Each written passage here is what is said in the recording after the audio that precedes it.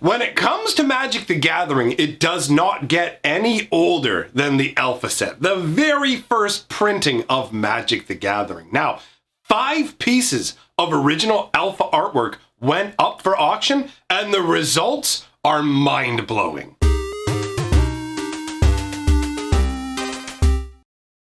Greetings, owners of fine luxury cardboard rectangles. I hope the day finds you well, my friends. I'm trying to recover. I got the final steps of my dental work done, so I needed a bit of time before I was ready to come and record this video. I actually was flip-flopping on whether I was even going to put out a video today, and then the news dropped. I talked about these paintings going up for auction however long ago in a news video, but the auctions have closed on all of these, and 4 of the 5 artworks were all sold for record-breaking amounts. Now, because this is interesting just from the perspective of the value and from the perspective of Magic history, I decided to talk about it because we're going to be dealing with 5 old school cards from the dawn of Magic. And it's crazy to me because I've been playing Magic for so long.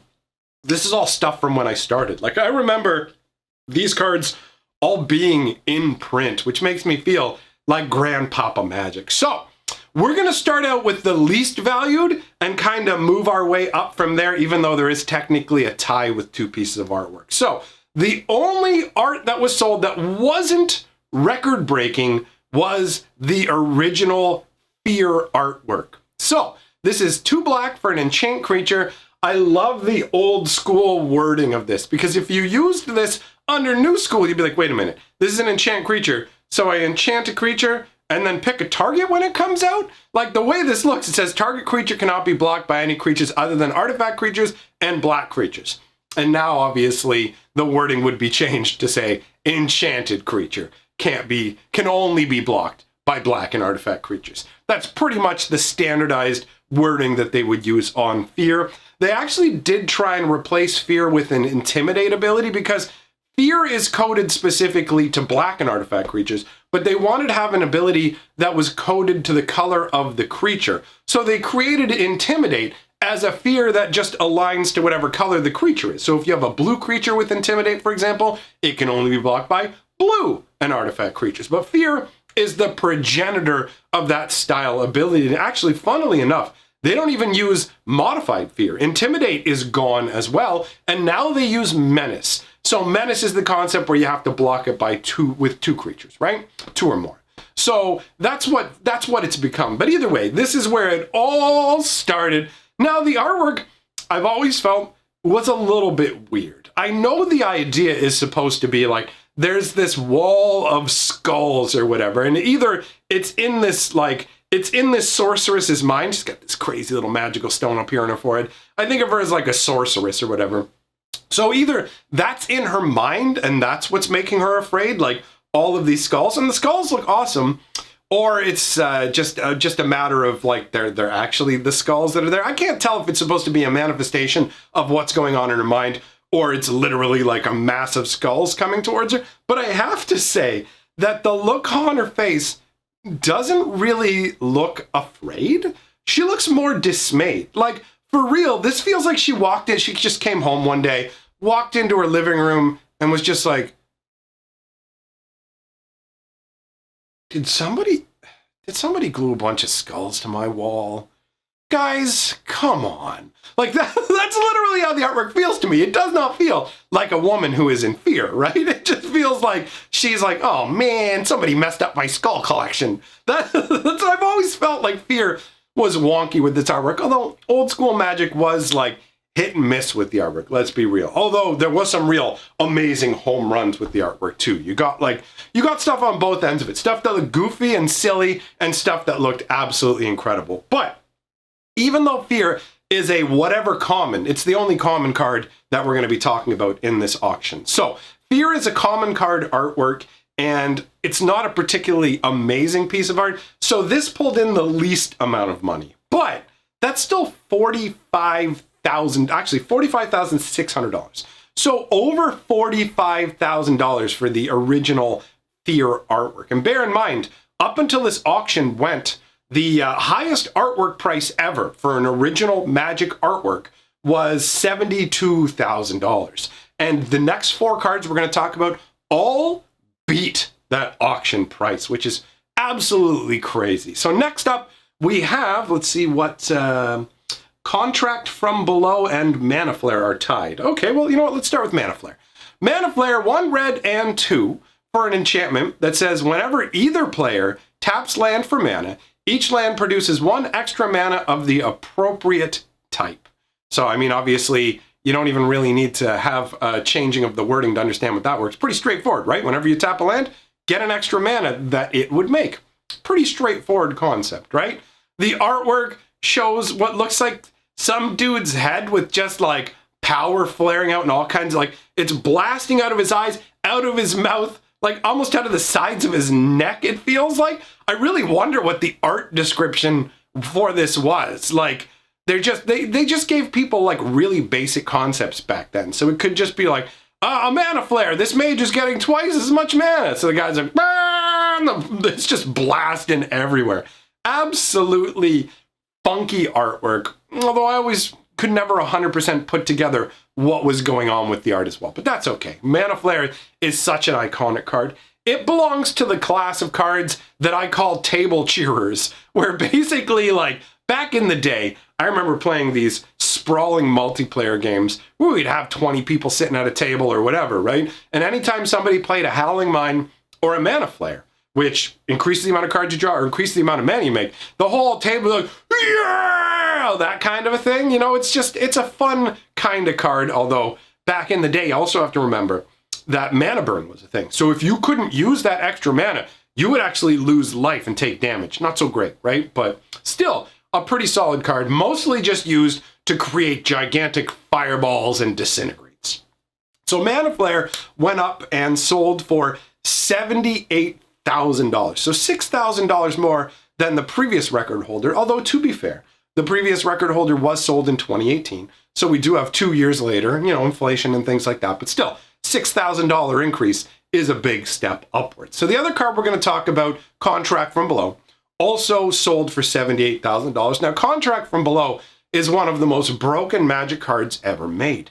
The only thing that actually keeps it reined in is the fact that it's an anti-card. And if you don't know what an anti-card is, Magic used to have gambling baked into the game.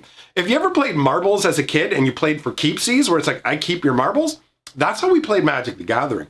At the beginning of a game, you would flip over the top card of your deck, and as long as it wasn't a basic land, that would go into the ante, and you would be playing for those cards. Basic lands never counted. You would just replace it with something else, right? So we would play for each other's cards, and Contract from Below can only be used when you're playing ante, which obviously in nowadays terms means it's a useless card. Where do you ever go to play ante? I did play once in an ante tournament where I got to use this card, and it's so unfair, man.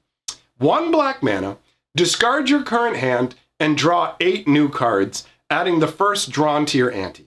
Remove this card from your deck before playing if you're not playing for ante. So, here's what the deal's supposed to be. You pay 1 black mana, the deal is you're going to get a brand new hand, but the payment is you have to discard the cards in your hand, which we all know is irrelevant. Discarding your cards, who cares? You're getting a brand new fresh hand. And the other payment is putting 1 more card in the ante. Big deal. If you're playing Contract from Below, it doesn't matter that you're putting more cards in the ante because you're going to win with overwhelming card advantage. You can string 1 contract into another. I've done it. I've literally Contract from Below, ritual, play this, contract again, brand new hands. Like, it's so brokenly stupid, but it's such a cool card too. Like a demonic contract. What a neat card. And the actual artwork, if you look at it, it says, I, the undersigned, do hereby agree to all stipulations as discussed above. Signed, and then the dotted line to sign on. And you can see the quill laid out on this parchment that's all rolled up, all old-timey, with a clearly non-human, demonic-looking kind of hand pointing at the contract saying, sign it. Now, a cool side note about Contract from Below, there was a guy in my part of the world who went around collecting up contracts from below. And what he did was he would only trade with people if they had a contract from below. So no matter what the deal you were doing with him was, you had to include a contract from below and you had to sign it yourself. So every time he did a trade, he would collect up another contract from below signed by another individual. That is a really fun concept. I used to collect Timberwolves back in the day, and I had a bunch of my friends sign them because I was using them as tokens, and I liked that I had like a huge stack of all these different Magic players' signatures on the tokens, but the contract from below guy beat me by a mile. So contract from below is a win on every level. It's perfect flavor-wise, right? You have to give up something to this demon. You gain insane power. The artwork is perfect. Like, it's a perfect Magic card. I love it. So the artwork for contract from below ended up selling for $28,000. That's pretty nutty, man. Now, the next card we're going to look at, Jameditome or jayemdae, depending on how you like to pronounce it, is one of my favorite cards from the old days. Now, it's going to seem slow by today's standards. Bear in mind, Magic was slower back then. So, the tome is 4 to put out, and you'll see it's a mono artifact. Like, you see that 4, you may draw 1 extra card? You have to tap this. It's a mono artifact, and mono artifacts tap.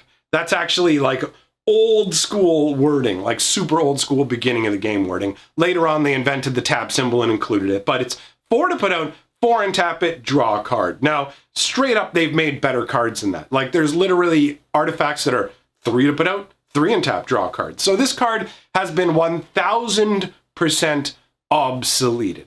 But back in the day, it was a powerhouse. I literally could not tell you how many cards I drew off the back of this. But Magic games rolled way, way slower. Or sometimes you just get dumb nonsense going like, double mana crypt, Jameditome on the first turn. Guess what? Since artifacts shut off when they're tapped, the mana crypts don't make me flip. So every upkeep, I'll just tap these and just draw an extra card a turn. That's insane, all right? But that was not the norm.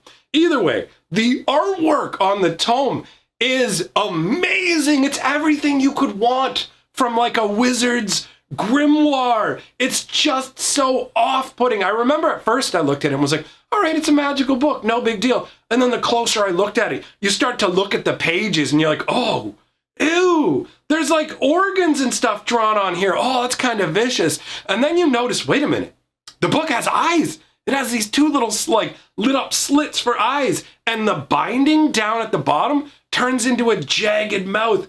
And it's got like what almost like the bookmarks half look like almost like thick viscous blood oozing out of it. It makes the book feel alive. Imagine finding this tome and you're just like starting to turn the pages and then you can feel there's an actual presence in the book and you start to like talk to it, and that's how you gain knowledge from it. It's actually not reading from the book, it's actually conversing with the book. Like, dude, it's such a cool, flavorful card. So awesome. And the amount of money the art sold for, oh my God, $114,000. I literally can't even conceive of having that much money. I'm jealous of the people who have the money. I'm just gonna straight up say it. Like, I wish I was balling on that level, because having over 100 grand to just lay out on an awesome piece of Magic's history, kudos to whoever ended up with it. Good job. You got yourself a sweet score, but not quite as sweet a score as the crown jewel of the video here that we're going to talk about in these auctions, and that's the Demonic Tutor. You may have noticed from the title, that's what I hyped about, right? So, Demonic Tutor is 1 black and 1, and this isn't uncommon. This is just an uncommon, by the way. This wasn't rare when it came out. You may search your library for 1 card and take it into your hand. Reshuffle your library afterwards. I love the old school wording. Take it into your hand. That's funky. Take it. All right. So, Demonic Tutor is a really, really, really powerful card. 2 mana to go and get anything from your deck with no restrictions. You don't have to put it on the top. You don't have to pay any life. Like, Demonic Tutor is nutso. And it obviously didn't take long for people to figure that out because it was restricted like that. It's like, you're only allowed to play with 1 Demonic Tutor, son. It's such a powerful card. And the artwork is awesome. I mean, it's pretty straightforward. It's literally like, I'm your Demonic Tutor. He shows up with a book. You ready for class? Have a little seat, buddy. I'm going to teach you something. He's got like his little like leather belt with spiky shoulder kind of I don't even know what you call that. What do you call that armor? Either way, he's got the curved horn of the demon. He's got the pentagram right there on his head. And he's just got this stern look. He looks like he's just looking at a student he's really annoyed with. Like, no, you idiot. 2 + 2 isn't 7, you dunce. 2 plus 2 equals 4 bodies, you know, like that kind of stuff. And for some weird reason, the weirdest thing about this artwork has always been to me that there's a volcano erupting in the background. Like, what exactly is going on? Is the tutor like literally teaching this individual how to cause a volcano to erupt or what? I don't know. It's really cool card. The artwork is pretty good. I just felt like the volcano is a weird random ad in the background. Like if you just changed the background to kind of the black smokiness that's at the top of the volcano, I feel like that might even be better, but it's not like the volcano really takes away from it. It's always just baffled me. Now, Demonic Tutor. You guys ready? $168,000. That is the new record for the most, like the highest publicly registered price for original Magic card.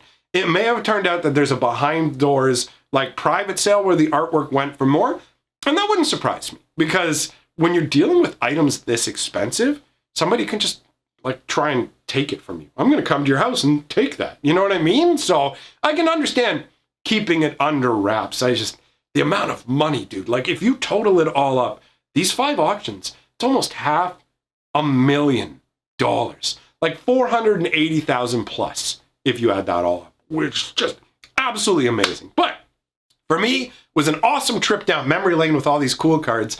And I mean, I can long for the artwork. The only way I'm going to have the art on my wall is if I buy like a revised copy of the card, cut out the artwork, and put it up on the wall. So let me know what you think about this in the comments below, my friends. If you like what I'm doing, like, comment, subscribe. It's all great for the channel. Sharing the video is also appreciated. Don't really have much to say other than that, so I will put a link up on the screen to my newest video on my other channel that I want you to go and check out. I mean, it's up to you if you do or not, but either way, goodbye for now, my friends.